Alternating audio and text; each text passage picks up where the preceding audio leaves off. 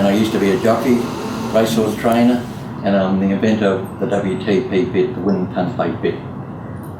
Our products have won 10 international awards, and the winning tongue plate bit is the only bit in the world to win the Australian International Design Award. I'm going to explain how it works and why it works, the features and the benefits. The joint snaffle's been around for 5,000 years. The problem is it folds too far forward, dig in the horse's tongue, create bit pinching.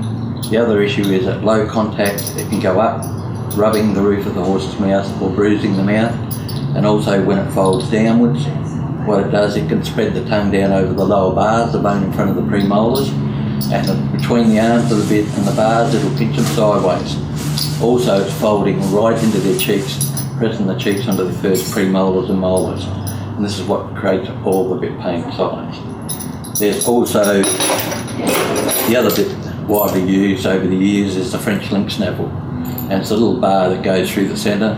The problem is that digs into their tongue and that's still folding all within their mouth, which is creating all the issues. With the WTP bit, the centrepiece is only 11mm high. That flat surface area of 6.5 square centimetres reduces the bit pressure by 85% under engineering tests. When you take the bit backwards, it stops at that point because of the cog system, revolutionary cog system underneath the centre, made it so it only comes so far back, and it sits better at the corner of their lips, keeping their lips in the same position all the time, whether you're turning or whatever. It's not folding down anywhere. So you pull straight back, it's coming down on the tongue, but it's not folding within the mouth, therefore preventing bit pinching, roof rubbing, side pinching, all the pain issues. The bit pain signs caused by snaffles, any jointed snaffle within the mouth, and there's various ways a horse will react. Some will pull, some will bolt, some will run through the bit, some will lean on one rein badly, some will pull the reins down through your hands to try and escape the pain. Others will open their mouth up to give them more room to get the tongue back, hang it out the side, put it over the bit. You've got the head tossers, the head chuckers, and another sign we found from all the reports back from customers, horses when they pull up and rub their face on their leg or the rider is a sign of bit pain, get the bit out of the mouth. Then you get some horses that will get to such an extreme situation where they'll start to rear and back to escape the pain. Anything to get rid of the rider at the end of the reins. Also there's other things they'll do. They'll show anxiety, maybe when they're tied up at the rail, chewing at the rope, knowing that there's going to be pain in the next ride. Others will break out into a sweat. There's all various different ways. It's just like you go into the dentist, you've got a toothache, he's about to drill you, you'll become tense, you grab the chair, and it's the same with the horse. That sometimes when he sees the rider coming towards him with a bridle, he'll become anxious, knowing that the bit's going to hurt him. The WTP bit overcomes all these issues.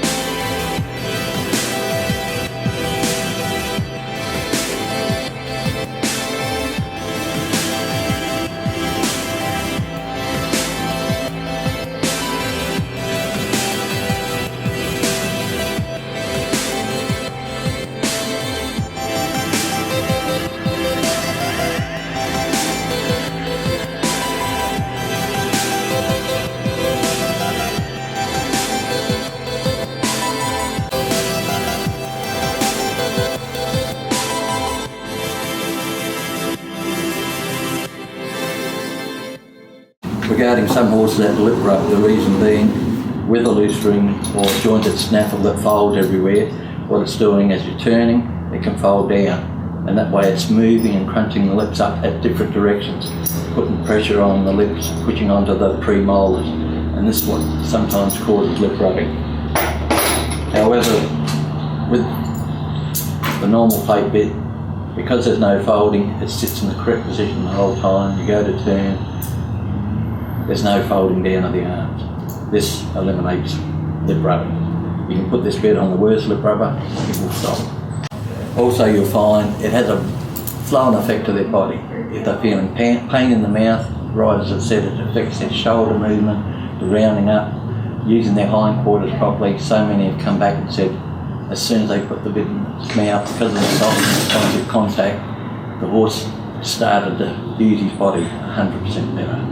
And this can make a major difference in performance and making sure that your horse is comfortable at all times. We've also made 3-ring and 4-ring, a horse that's a bit strong. And you might need this over a cross-country event where a horse gets excited and is inclined to pull a bit. The advantage of this, there's no folding in the mouth. So you've got the soft and responsive contact, but you've got the leverage if required. And this makes a huge difference for a horse that's inclined to pull. But very rarely do we have to use it. Usually the normal plate overcomes the problem. With the WTP, the normal plate, most horses, that's all they need. We also have the extender plate. This is only for extreme cases of horses that have been getting their tongue over the bit for a long period of time. Usually I firstly recommend the normal plate unless it's a real extreme case, whereby this lays flat, it doesn't move. Lay 2 fingers flat on your tongue, see if you can roll your tongue back, you can't. And that's the same with the horse. So it prevents him getting his tongue over, but more importantly, once he realises he can't get his tongue over, but more importantly that it's not going to hurt him, usually you can put him back into the normal plate and away they'll go. This is far better than if you've got a horse getting his tongue over the bit, you've got steel and bone. The pain is horrific, they become uncontrollable, bolt, rear, do all sorts of things. So this is a great aid when you get those cases. Originally I designed the extender plate for the racing industry and harness industry because those horses pull and they're under 300 kilos of pressure to their tongue. That's why so many evade the bit. They have to tie their tongue down, horses displace the soft palate. This bit is the only bit proven in the world to stop displacement of the soft palate of a bit for your horse. It virtually works along the jawline of various breeds. All breeds are different and sometimes in the human race it's the same. So you might get little ponies, Shetland ponies from 9 hands to 11 hands. They would only require a 4-inch bit. Over 11 hands to 14 hands, usually a 4.5-inch bit. You get a stock horse, a quarter horse, anywhere from 14.1 to 15.3, maybe 16 hands. They all have a 5-inch bit.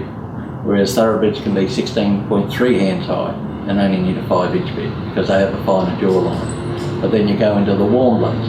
The warm bloods from 16 hands upwards, they usually got a wider jawline and require 5.5. There's always that exception to the rule, but usually it's based a lot of the time on the breed of the horse and what size they require. Another thing you can do when checking your bit to make sure it's okay, have the Bible on the horse, put your thumbs in there and push back. And that'll give you an indication of the bit you've got either side of the mouth. That's the best way to measure a horse and the size of the bit. I highly recommend that if you've got more than one horse, usually a customer's ringing up about one horse that's got a lot of problems. I always recommend them to try it on every horse. The transformation usually can be amazing, the wow factor the first day. Others will get better each day over the next 4 or 5 days as they're just waiting, anticipating to see if the pain's going to come. But the difference it can make and the reorders, a confirmation of how much difference it can make to the horse. Being comfortable, soft and responsive. They rate it like having power steering, the best bit in the world today. Every benefit that's listed is supported by hundreds of testimonials from some of the leading experts, Olympic riders, show jumpers, dressage, colt breakers, camp drafters, equine lecturers of science that have tried the bit, professors of science that have tried the bit, the best in the world, and they are all amazed at the transformation it can do for the horse. In the racing industry in Australia, the most used bit is the ring bit that trainers use. The same problem. It folds too far forward, you've got all the nutcracker action, the bit pinching, the roof rubbing, and because they pull so hard, because they gallop a lot, That's why so many evade the bit, suck the tongue back, get it over, have to tie their tongue back. But more importantly, it displaces the soft palate, which can cut the horse's oxygen off and cause them to perform shocking.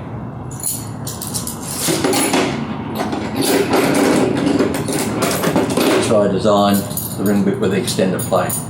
The advantage of this over any other bit, the horse cannot push it up, cannot push it sideways.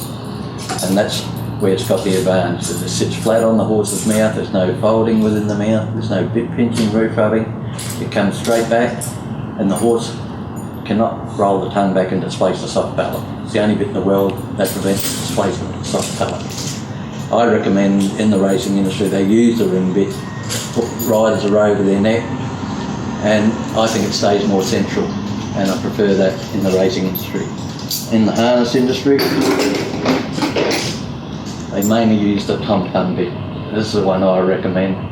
And in the harness industry, because they're driving on such a long rein, I prefer to use it. If they're using the extended plate, use a 4.5 inch bit, because a lot of the times half the bit's out of their mouth in the harness industry. You only have to watch them in the mouth now. Also, you'll find the reason why so many harness horses, standardbreds, hang. Standardbreds have got a low roof in their mouth, a hard palate. There's not much room between the roof and the tongue. And at low contact or turning at different points, it will roof rub them badly. And that's why you see so many standardbreds in harness racing with lugging poles on them. You use that normal plate bit, we have had the worst cases, and it's solved.